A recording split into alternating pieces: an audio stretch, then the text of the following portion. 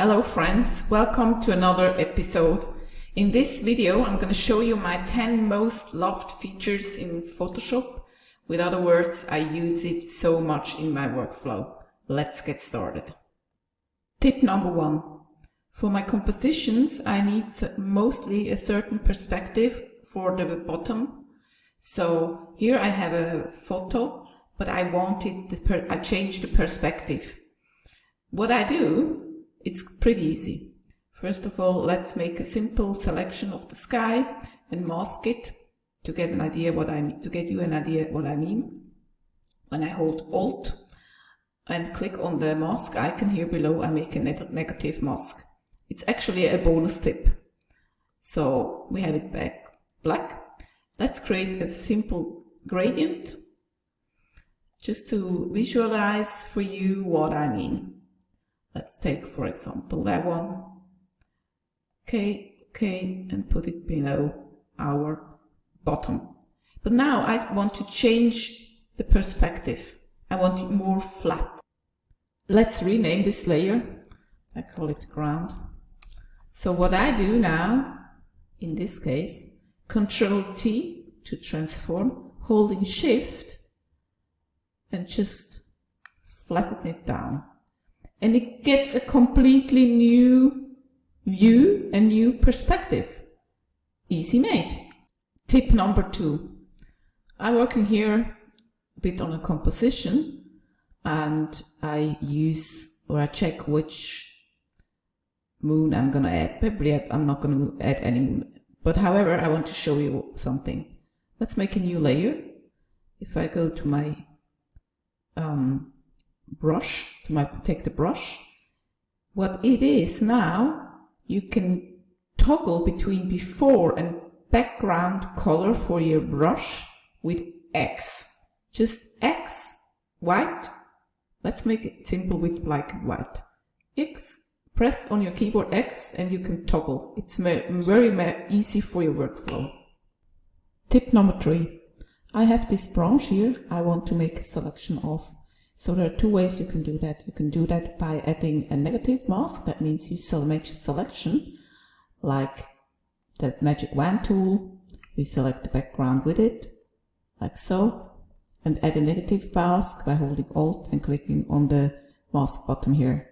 Another way is to keep this selection inverted by clicking Ctrl Shift I.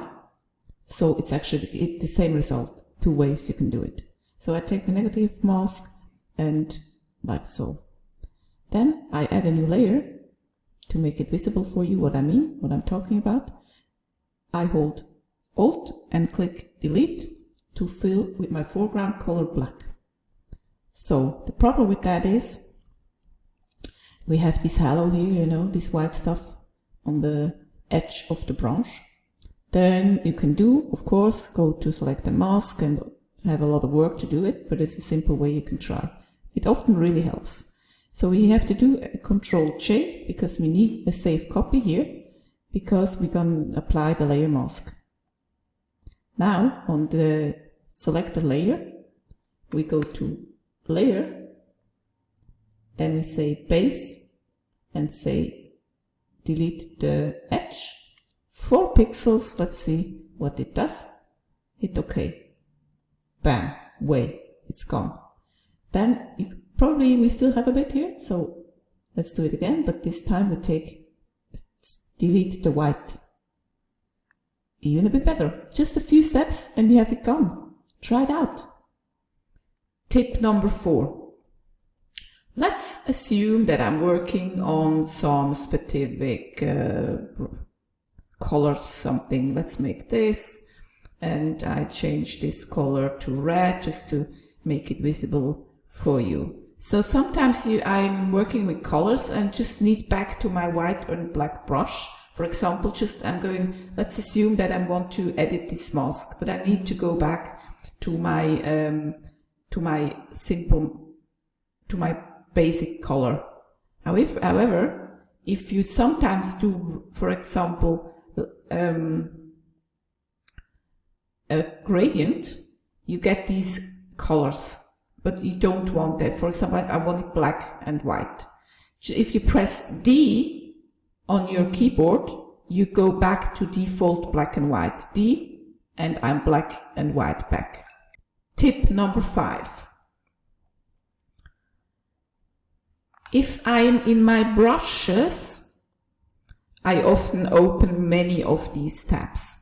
I don't know why, because I want to change, I want to see how it looks with another cloud, whatever. You can, and sometimes it's really annoying because you can't, you have to scroll very long because there's so many open. What it is, with one click you can close all groups in one time. If you hold Control on your keyboard and click on this little arrow here, they are all closed in one time. Tip number 6. I want to add a moon, for example, in this composition. Let's go here and take this moon, just to visualize what I mean. And I think I have a new layer here already, an empty one. No, let's make a new one. And with your bracket keys, with your arrows on your keyboard, you can rotate your moon with your left and right bracket keys or arrows on your keyboard. Tip number 7. So I think we are going to change, it's not an adding moon, we want to make it a moon which is going, I don't know what's called in English, we want to change it, we want to flip it. What's how we do that? We go to our brushes settings and change this X angle we're going to change. So if we move it now, we have it the other way. It's actually not the tip, but it's an additional tip as well. But then what we do, let's make this visible again. And it's really annoying going here to change here the settings, how big, and I don't do that. This is too complicated. We can do it all with your fingers on your keyboard.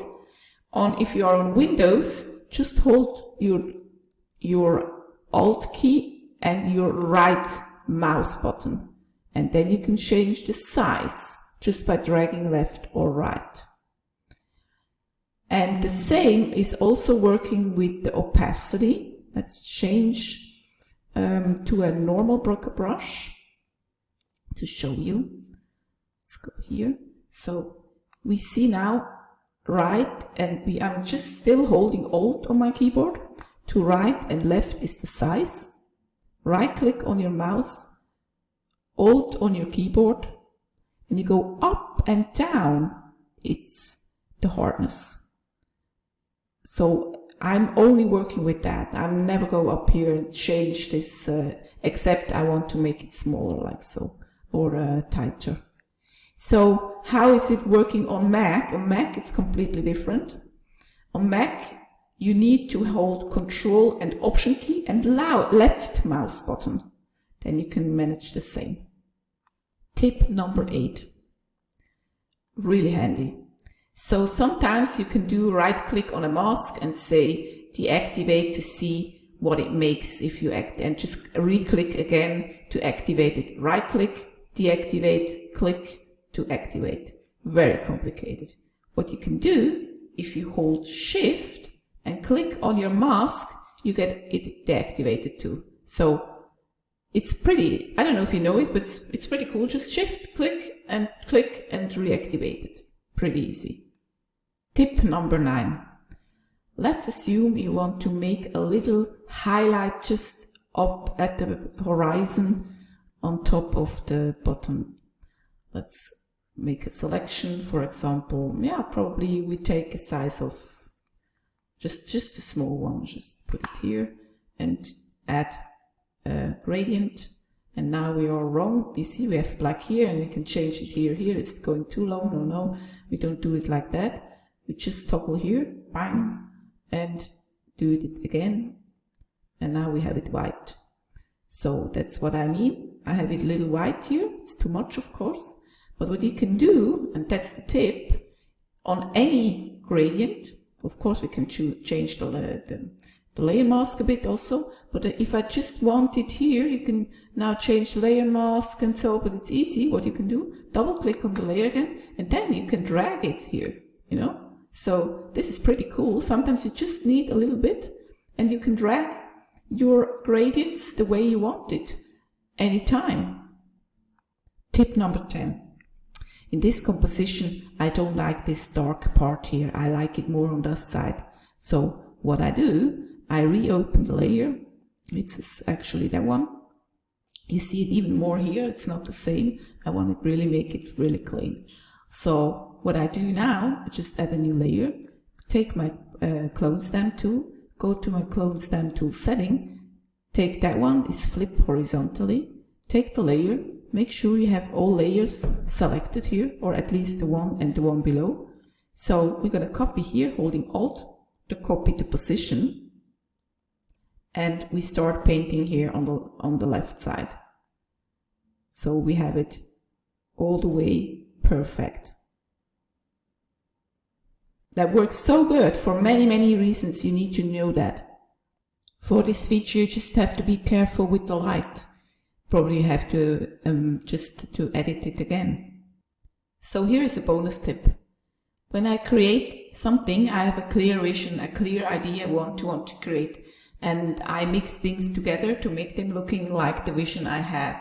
So these assets never fit together in light or in color. I have to make them fit to the composition together. So the neural filter is something really good, which is really helpful to do that. Sometimes you need to add manually some additional changes, but basically it gives you a good idea. In this composition, I have this field here. I just mask the background to make it like I like it, to make it look looking I like it. So I have this tree here, but we see the tree is not enough, the light is not fitting, and also a bit the color. So neural filters gives you an idea, makes it for you easy to adapt it.